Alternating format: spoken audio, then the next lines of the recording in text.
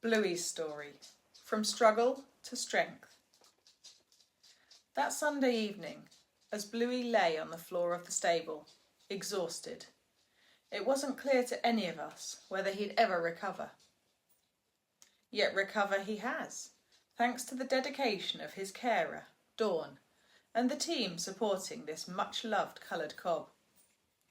Here's Bluey's story of moving from struggle to strength. I first met Bluey in June 2022, when he arrived to live with Dawn. Overweight and a little anxious, he came across as bolshy. A few weeks later, with Dawn's consistent care and some significant dental work, he settled into the polite horse we now know him to be. Dawn doesn't ask anything of Bluey other than to be her companion, for now at least, which seems to suit him. As part of the overall care package that Dawn offers Bluey, I treat him every 3 months or so. At 16 years old, he tends to get stiff behind, which can affect his willingness to pick up his hind feet. Even if he had no stiffness, Dawn would have him treated regularly. I can give her information on his physical well-being that's different from the information she can gather for herself, enabling her to focus on prevention rather than cure. All was well in Bluey's world. Until the middle of May 2024, that is. I treated Bluey on Friday, 17th May, and there was nothing new to report. The following week, he slipped in the field, but seemed okay. We'll never know whether what happened a few days later was related to that slip. Bluey's struggle began on Monday, 20th May. When he came in from the field with his left fore shaking right up through his shoulder. He was weight-bearing and walking well, but something was obviously wrong, and Dawn called the veterinarian. There was swelling in his shoulder muscles, triceps, on the left, with some mild pitting in that area. The vet who visited him that day didn't find any soreness when they felt through his muscles. He was bright, alert, responsive, and eating well. There were no pulses or concerns with heart rate, respiratory rate, or temperature. There was no history of a kick or any other trauma, and he didn't seem lame enough for it to be a muscle tear or a fracture causing the swelling in his shoulder. That first day, with no clear diagnosis, the swelling was treated with steroids and pain relief, as though it were a bite. That was the Monday. The vet visited 3 more times that week, Tuesday morning, Tuesday evening, and Wednesday morning. On the Tuesday morning, Bluey was fine when Dawn arrived at the stable. However, the tremors started again when he put his head down to eat his breakfast. Dawn called the vet, but the tremors had stopped by the time they arrived, so progressing with the diagnosis was difficult. Thankfully, Dawn lives on site and can keep a close eye on Bluey. He was on box rest on the vet's advice, and the tremors continued intermittently throughout the day. The vet visited again in the evening. Dawn felt that it was when Bluey put his head down and was putting his weight through the toe that the tremors started. So the vet took the left fore shoe off. But there was nothing in the foot that looked like it would cause the symptoms Bluey was showing. On Wednesday morning, Bluey was fine when Dawn first went to him, and she took him for a short walk in hand. When he was back in his stable, she went to get his water, and he reared and managed to get himself stuck between the sausage on the chain in the doorway, whilst the door was closed. Thankfully, the chain was attached to twine, so Dawn could cut it down quickly. However, that incident set the tremors off badly, and he was sweating profusely. Hence, the vet was called again. Bluey was now 1 to 2/5 lame on his left fore, still with no obvious sign of injury, and he resented the left limb being pulled backwards. The vet was able to bring the leg forward, although there was still some resentment. There were no apparent signs of ataxia or weakness. Because Bluey was getting worked up in the mornings when the others were going out, he was prescribed the sedative Reliquine. Dawn could take him for short walks in hand and could use heat and gentle massage on the shoulder area.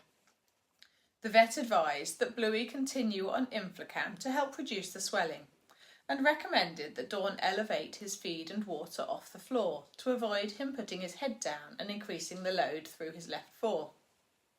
Physiotherapy was suggested, and the vet and I chatted over the phone so they could fill me in on the situation. I arrived to see Bluey on the Sunday evening. He's a special lad, and Dawn is a special lady, so I squeezed the visit in on my way home from a day out treating some horses on the beautiful North Wales island of Anglesey. When I got there, Bluey was not a happy boy. Dawn said he'd been lying down often during the day, resting. In the 30 minutes it took me to discuss the recent history with Dawn, Bluey lay down twice. He would begin by trembling through his left fore, with the tremors gradually increasing in range and intensity to both front legs and shoulders, then to his entire front end. Then he'd lean back onto his hind legs, apparently distressed and in significant discomfort. Next, he would lie down, looking exhausted. After a minute or two, he'd stand up again. The tremors would be gone, and he would look relatively relaxed, before the whole thing started all over again. Needless to say, I didn't treat Bluey that evening. I advised Dawn to call the vet, which she did. She'd run out of the sedative the day before and wondered if Bluey needed more pain relief. When the vet arrived, Bluey was bright, alert and responsive, with no visible tremors. So that the vet could see what was going on, Dawn fed him from a bucket on the floor, which triggered the shivering, the weight shifting and leaning onto his back legs. Bluey was clearly very distressed. He lay down, which seemed to settle him. The vet wondered whether this might be a neurological condition. She swapped Bluey to phenylbutazone for pain relief rather than Inflicam, and prepared to discuss his case with her team the next day, and with Liverpool Veterinary Hospital. By the next day, Monday, Bluey appeared noticeably more comfortable. The following day, Tuesday, the vets discussed with Dawn the option of referring Bluey for further investigations at Liverpool. This would have meant a long and difficult journey for Bluey, with no guarantee of any answers, and Dawn declined. By this point, Bluey seemed more comfortable in his stable, although he was still lying down a lot. The suspicion was that the problem was due either to neurological dysfunction or to a vitamin E deficiency, and on discussion with Dawn, the decision was made to start him on a high dose of steroids and a vitamin E supplement, Nano E. Dawn and the vets kept in contact daily to ensure Bluey had the right treatment. By Thursday morning, Dawn responded to my regular check-in with her and Bluey. He's still getting tremors, but mainly in his left leg, and he only lay down once in 30 minutes this morning instead of 4 times yesterday, so hoping for the best. That evening, she messaged me to say, he's now showing no sign of wanting to lie down, and almost no tremor. Dawn organised a Reiki treatment for Bluey, which he appeared to appreciate, and responded by stopping trembling altogether initially, which was a glimmer of hope for recovery. A few days later, it was time for a physio treatment, for which his whinny was incredibly vocal when he saw me coming towards him. Dawn says he always looks forward to his treatments and seems to know how much he gains from his sessions. I treated Bluey on the Friday, nearly 2 weeks after this episode first appeared. By this point, he was on full turnout, taking the vitamin E supplement and taking half the original dose of steroids. The day after I treated him, I messaged Dawn to ask how he was doing, and she responded, "He's amazing, thanks, galloped across his paddock." Bluey had gone from struggle to strength, and he'd taken me, Dawn, and his vets along for the journey. At the point of writing, Bluey still doesn't have a clear diagnosis to explain what happened. About 6 weeks later, he had a mild relapse, which resolved with a short-term higher dose of steroids. We're now 6 months down the line and, without wanting to tempt fate, Bluey continues to be bright, alert and responsive, on full turnouts during the day and stabled overnight.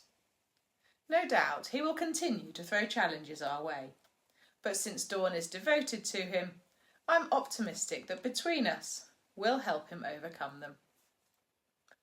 I want to thank Sue, Gail, Andrew and Kira of Connaught House Veterinary Practice for their support in sharing this article, Reiki practitioner Caroline Lewis, and, of course, Dawn and Bluey. I'm Sue Palmer, the Horse Physio, specialising in the links between pain and behaviour in horses, and focusing on prevention, partnership and performance.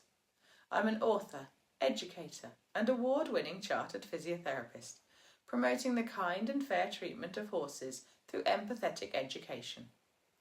You can find the Horse Physio on the web, Facebook, Instagram and YouTube. For news, views and exclusive deals, subscribe to my free newsletter.